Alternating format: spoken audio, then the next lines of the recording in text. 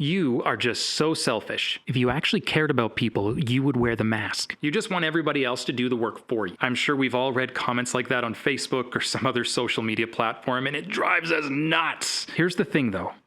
Sometimes they might have a point, because we are all kind of sorting out what it means to be free and how you appropriately fight for it. And so sometimes we make mistakes. Sometimes the actions that we take aren't always tactful or maybe the best strategy or 100% the right motive. Because I don't like it when someone tries to force something down my throat, and sometimes I get emotional and I say, no, that's wrong. You can't make me do that. And it might be, but sometimes my emotion does get the best of me. And that's why we need to be careful, and we need to spend a decent amount of time thinking through what does it mean to be free?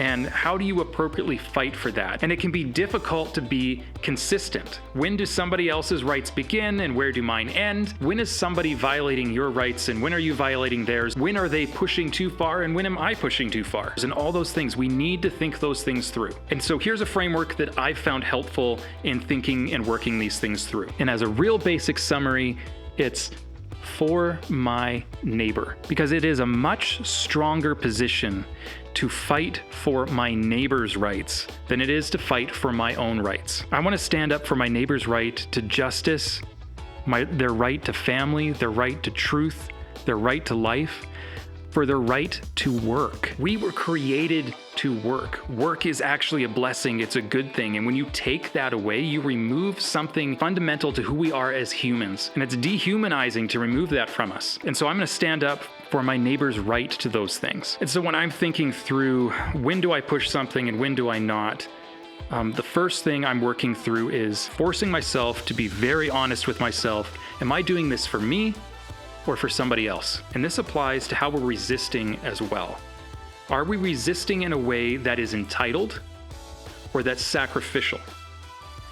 Because I'm going to argue that sacrificial resistance is much, much more powerful. So when I go to get a service and they deny me service because I won't comply with a mask or a vaccine or a passport or a government ID or whatever else is coming down the pipeline, is what I'm asking of this person, this individual, whether they're a government worker or a small business owner or an employee, am I asking them to make a sacrifice on my behalf?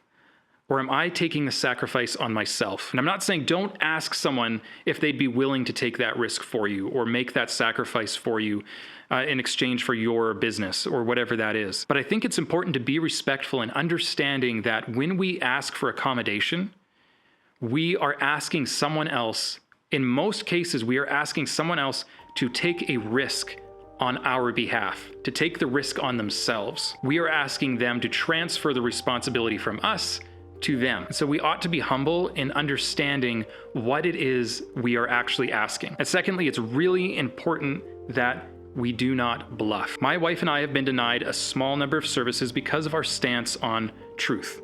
We will not live by lies, and we won't be part of contributing to a lie. But what's amazing is how often when you go in with an attitude of humility and understanding that you are asking them to take a risk on your behalf, how often they are willing to accommodate in some way to help you out, and how sympathetic people have been to us and how willing they have been to work with us. And even in the situations where someone has come back and said, no, we can't do that, how sympathetic those individuals have been to us.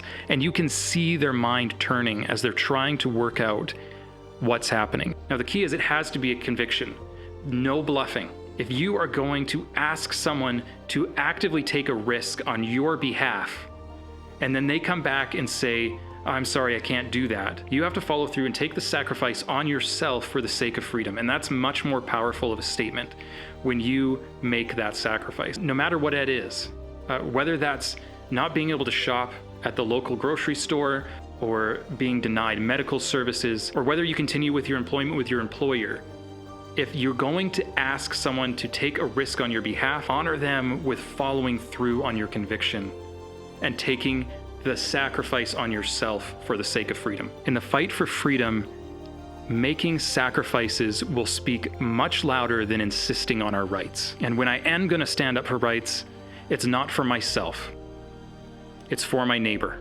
And even in that situation, I need to be willing to make the sacrifice and not pin it on somebody else. If you are a lover of freedom and you are concerned about the current state of freedom in the world and the future we are leaving to our children, then I have more videos just like this one. Don't keep this video to yourself. Please consider sharing it so that it can encourage others as well.